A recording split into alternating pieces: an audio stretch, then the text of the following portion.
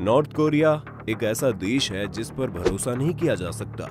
दुनिया भर से लगे सैंक्शंस के कारण नॉर्थ कोरिया कुछ भी करने को तैयार रहता है, फिर चाहे वो आतंकवादियों को हथियार पहुंचाना हो या अपने हैकर्स की मदद से बड़े बड़े देशों के बैंकों को लूटना। ऐसे में हम कभी भी पूरी तरह आश्वस्त नहीं रह सकते कि नॉर्थ कोरिया कभी भारत पर हमला नहीं करेगा, और हमेशा ये जिज्ञासा तो रहती है कि अगर इन दो न्यूक्लियर शक्तियों के बीच में कोई जंग हुई तो किस तरह की रहेगी। तो अगर आप भी जानना चाहते हैं कि उस जंग में क्या होगा तो वीडियो के अंत तक बने रहिए हमारे साथ। दुनिया की कोई जंग हो वो जमीन से ज्यादा कागजों और ऑफिसेज में लड़ी जाती है, मगर अगर नॉर्थ कोरिया कभी भारत पर अटैक करता है तो आप ये बात मानकर चल सकते हैं कि इसमें उसे चीन का सपोर्ट तो चाहिए ही होगा। अगर चीन जंग में उतरा तो भारत के मिलिट्री दुश्मन पाकिस्तान का भी इस जंग में उतरना ज्यादा हैरान करने वाला नहीं होगा। यहीं पर भारत की तरफ से देखा जाए तो जंग में अमेरिका का उतरना भी स्वाभाविक है। ऐसा हो सकता है कि रूस भी इस जंग में चीन के बढ़ते वर्चस्व को कम करने में भारत का सहयोग करे। भारत के इजराइल और फ्रांस से जितने अच्छे संबंध है, नॉर्थ कोरिया इन देशों की आंख में उतना ही ज्यादा खटकता है, इसलिए देश भी भारत के साथ आने में ज्यादा देर नहीं लगाएंगे। लेकिन इजराइल के जंग में कूदने का मतलब है ईरान का नॉर्थ कोरिया के साथ आ जाना।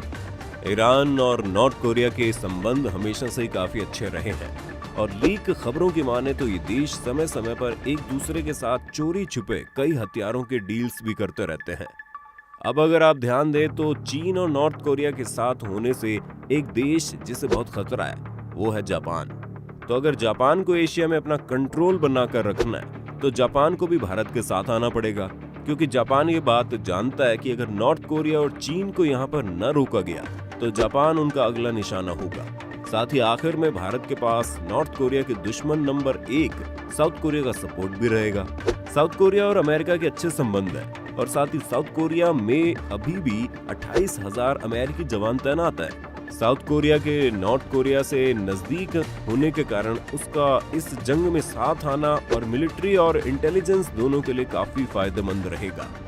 अगर आपने अब तक नोटिस नहीं किया तो आप देख रहे हैं इस जंग में साउथ ईस्ट एशिया से लेकर मिडिल ईस्ट और पैसिफिक के देश शामिल हैं।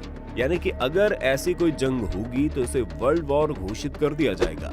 वर्ल्ड वॉर से बचने का एक तरीका ये हो सकता है कि ये सभी देश चोरी छुपे या बहुत टैक्टिकल तरीके से एक दूसरे की मदद करें। जैसे चीन भारत पर हमला करने के बजाय अगर नॉर्थ कोरिया को केवल अपने पोर्ट और हथियार इस्तेमाल करने दें और भारत के साथी भी इसी तरह से इसकी मदद करें तो एक जंग के बावजूद भी इसे तीसरा विश्व युद्ध बनने से रोका जा सकता है। पर सवाल तो ये है, क्या भारत को नॉर्थ कोरिया से अकेले निपटने के लिए किसी बाहरी शक्ति की मदद चाहिए? सबसे पहले एयरफोर्स के कॉम्बैट एयरक्राफ्ट की बात करें तो हमारे पास फ्रांस, अमेरिका और इजराइल से आए जेट्स हैं, जिनकी संख्या 1000 से ऊपर है, जबकि नॉर्थ कोरिया के पास सिर्फ 661 कॉम्बैट एयरक्राफ्ट हैं। और अगर बैटल टैंक्स की बात करें तो भारत के पास 5978 मेन बैटल टैंक्स हैं। नॉर्थ कोरिया यहाँ भी हमसे पिछड़ रहा है, क्योंकि उनके बैटल टैंक्स की संख्या केवल 3500 है। यानी यहाँ भारत को बहुत ज्यादा कूटनीतिक फायदा है। भारत के पास 14,000 करोड़ डॉलर्स का डिफेंस बजट है, जबकि नॉर्थ कोरिया का डिफेंस बजट केवल 5200 करोड़ डॉलर्स का है, जो भारत से 3 गुना कम है। साथ ही हमें नहीं भूलना चाहिए कि भारत की मिलिट्री स्ट्रेंथ 35 लाख है, जबकि नॉर्थ कोरिया के पास लगभग 18 लाख की मिलिट्री स्ट्रेंथ है, जो भारत से आधी है।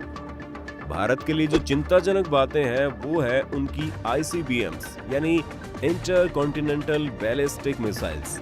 नॉर्थ कोरिया का सबसे बड़ा हथियार है हवासोंग 15, जो कि एक ICBM है और 13,000 किलोमीटर तक मार करने की ताकत रखती है।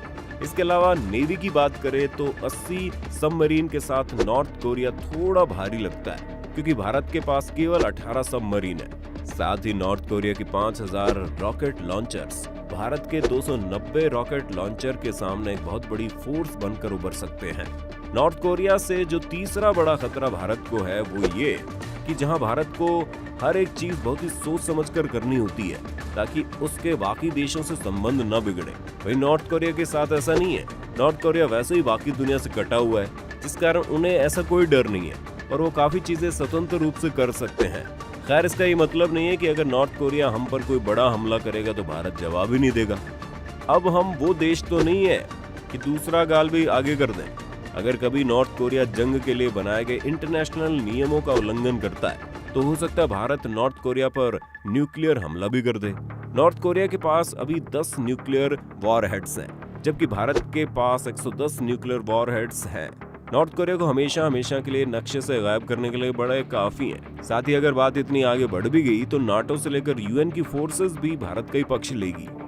न्यूक्लियर वॉर हेड्स के अलावा भी भारत अपने 91 एयर बॉम्बर्स के साथ नॉर्थ कोरिया के किसी भी शहर को बर्बाद करने के लिए पूरी तरह तैयार है। साथ ही अगर अपनी सबमरीन के बल पर नॉर्थ कोरिया आंख दिखाना चाहेगा तो नॉर्थ कोरिया को ये नहीं भूलना चाहिए कि भारत के पास जहां 2 एयरक्राफ्ट कैरियर्स हैं, वहीं नॉर्थ कोरिया के पास एक भी नहीं है। इसके अलावा भी हमारी नेवी के पास 15 फ्रिगेट्स, 20 कॉर्वेट्स और 11 डेस्ट्रॉयर्स भी है, जिसका मुकाबला नॉर्थ कोरिया नहीं कर सकता।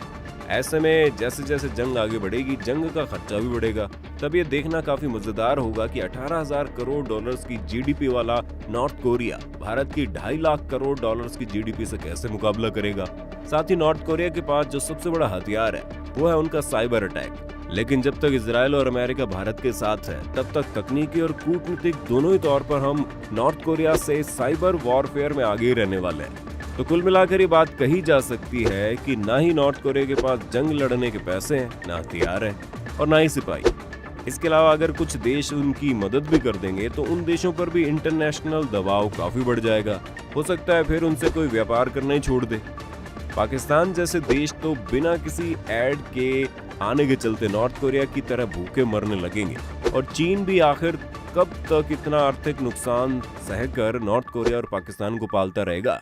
इस जंग के न होने के पीछे दूसरा कारण ये भी है कि नॉर्थ कोरिया भारत जैसे देश के खिलाफ लड़ने के लिए सपोर्ट ही नहीं जुटा पाएगा। चीन चाहे हमें आंख दिखा रहा हो, पर उसे भी मालूम है भारत के साथ उसका 1 लाख करोड़ का जो कारोबार है उसे वो गंवाना पड़ जाएगा। भारत हमेशा से वो देश रहा है जिससे सब दोस्ती करना चाहते हैं, क्योंकि उन्हें मालूम है कि भारत दुनिया का सबसे बड़ा मार्केट है, जिससे दोनों ही देशों का फायदा है। और आखिर में नॉर्थ कोरिया खुद भी भारत में अपने रिश्ते मजबूत करने में लगा है।